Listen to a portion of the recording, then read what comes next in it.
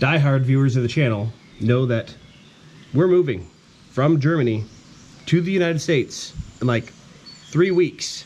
And a normal person would be packing up their stuff and not buying new things, let alone 300-pound anvils. All right, now I don't know if this thing is exactly 300 pounds, but by the end of this video, we're gonna put on a scale, lift it off the ground, and then we'll find out. But the scale's in the mail, so we're just gonna start right off the bat. This is a unique anvil. We don't know the age, but we do know that it's got some cool features.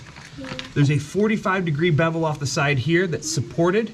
Almost looks like it's got 5 legs because of this. But you've got your standard single horn style. And if you know anything about this type, we're thinking Bavarian or Austrian. So if you know more about this anvil than I do, please let me know in the comments below. I really want to know manufacturer if possible, and definitely a date range that this could be produced in.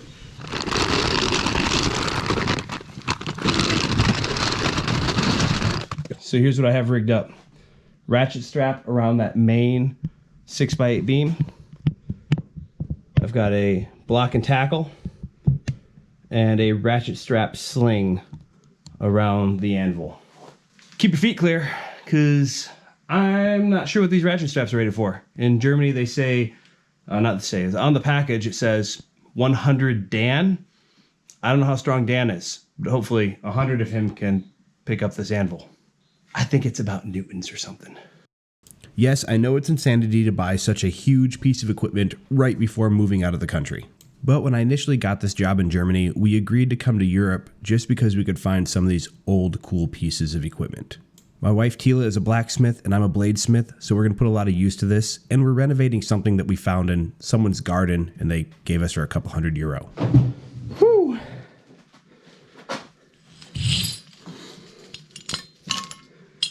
Never underestimate a block and tackle with a solid anchor point. In the past, I used to edit out all these little things that we would do in between shots and just present a more streamlined YouTube video for my viewers. However, I'm shifting focus a little bit and I'm going to tell the whole story. So you're going to see some of these shots. It's going to be a little bit slow sometimes. That's okay. We're not all Mr. Beast. Sometimes short and fast just isn't enough to satisfy. So just settle in and enjoy. It's a beefy anvil. All right, we got some better light now. Can't help it with this thing. Oh. So what do we need to do? Well, we're not going to do a full restoration because I love the original patina here, but we have to get rid of this moss, dirt, and rust to pass the environmental inspection at customs. You can't be bringing along any critters internationally. So anything organic has got to go, which means we're going to be stripping this thing down primarily with wire brushes. Initial inspection shows a couple little chips, and this guy, which I thought was a crack, but it turns out that once you place a level on here, you'll see that this thing's pretty swayed backed. It's been used an awful lot. That means that it's pushed out this material in the middle and created this little mushrooming effect over this 45-degree angle. So I'm going to grind that down. It won't hurt anything because it's already ruining the effectiveness of this edge. You can see big gap along the side. So once we remove that lip, we should be able to restore this face plate. Use it a little bit more precisely. Now once we get the mill up and running in Michigan, we're going to mill this down a little bit, fix some of that swayed back effect, but then we're going to start running into issues with the horn.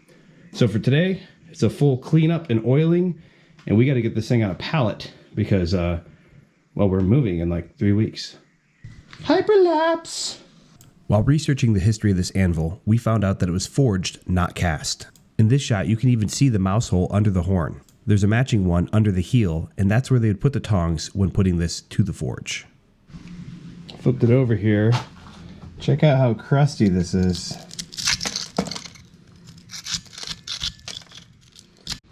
The bottom of this anvil has such severe rust damage because it was sitting out in someone's garden. We found it on Facebook Marketplace, and it seems like they were just using it to maybe split kindling over the last, few decades. The family didn't have any information on the anvil, so we have to go off of what we could find while we're unveiling the actual metal under all this rust. We did find a partial stamp that was a circular emblem, but a lot of companies in that time frame used a circular emblem when they were forging their anvils. Even after doing an acid etch of the area, we were unable to find too many identifying features. So here's what we know at this point. The emblem of the company that made this is a circular emblem with a very thin line around the outside, possibly an S&H or a standard. We know it's forged because of the mouse holes on either side, allowing for those giant tongs to take hold of this thing. We also know it's a Bavarian style with a church window reveal under that side plate. I'm estimating it to be about 150 years old. However, it could be as young as 70 years old and just mistreated. But I've been talking a lot here, so I'm going to let you guys sit back and enjoy the oiling process a little bit before we get back into the rest of the video.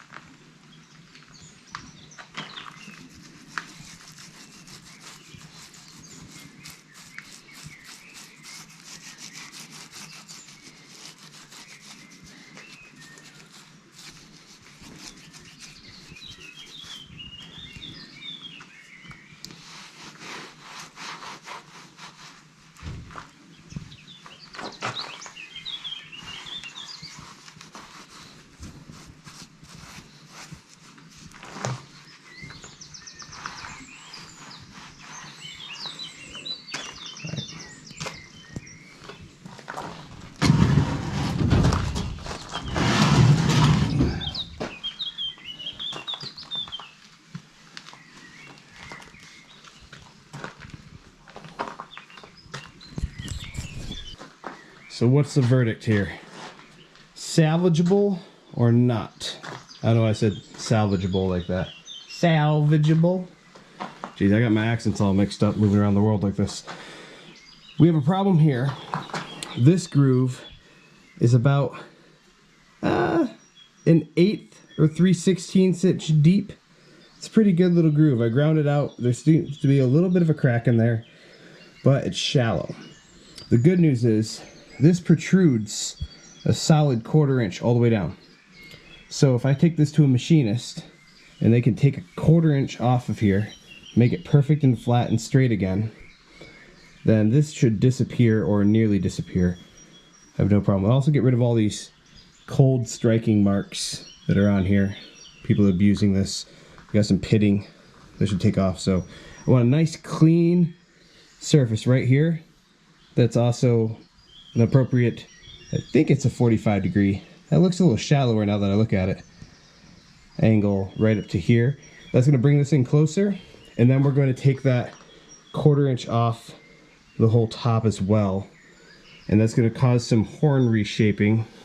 But that's okay. She's got some damage on the tip here too. I don't know if it's ever dropped or something. I wish I was there when it was. This thing's ridiculous. That'd have been a huge crater. But once we get this machine down and get this top machine down, she's going to be perfect. You can see there's some rounding of the edges here over the years of being used and abused. There's a ton of deep scores. I don't know what they were hitting this with, but there's a ton of X's all around. They all seem to be the same exact angle though. That X and that X all over the place. So if anyone recognizes what kind of tool would do that, I don't mean the person, I mean the tool that was used to create that. I don't know if it was used for stamping or something, but I'm curious, kind of know the history of this thing a little bit better. So yeah, we're going to ship it down to Florida, and we're going to get those two edges milled, do a little bit more cleanup, but she's free of debris, oiled up and protected. At least it won't get any worse. All right, I've got to get some B-roll here so I can do my advertisement. I'll be voiceover so I can say whatever I want. The reason that I push Don't Die a survival manual on my videos is because Other sponsors try to get me to say things that I don't agree with, whereas if I push my own book that I wrote, then I can say whatever I want, and I'm not saying anything that I don't believe in. It's a solid book with a hilarious cover, with more animals chasing people on the back. It's a bright caution color, which is fantastic. The little stick figure gives a little bit of humor to it. The content is also humorous. However, there are no pictures. Only good survival content mixed in with real-world stories and jokes. So if you want to get your copy of Don't Die and prevent me from having to hawk goods that I don't believe in, please check out the link below. Hey, look what just arrived. Precise unboxing video. Go. Wow, they really wrapped the crap out of this.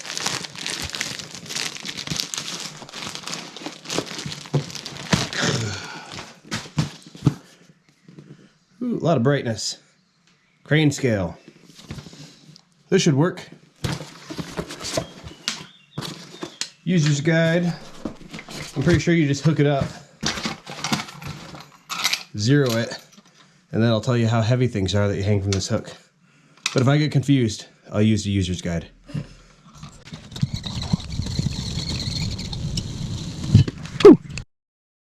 In all honesty, that system was a bit too lightweight for this anvil.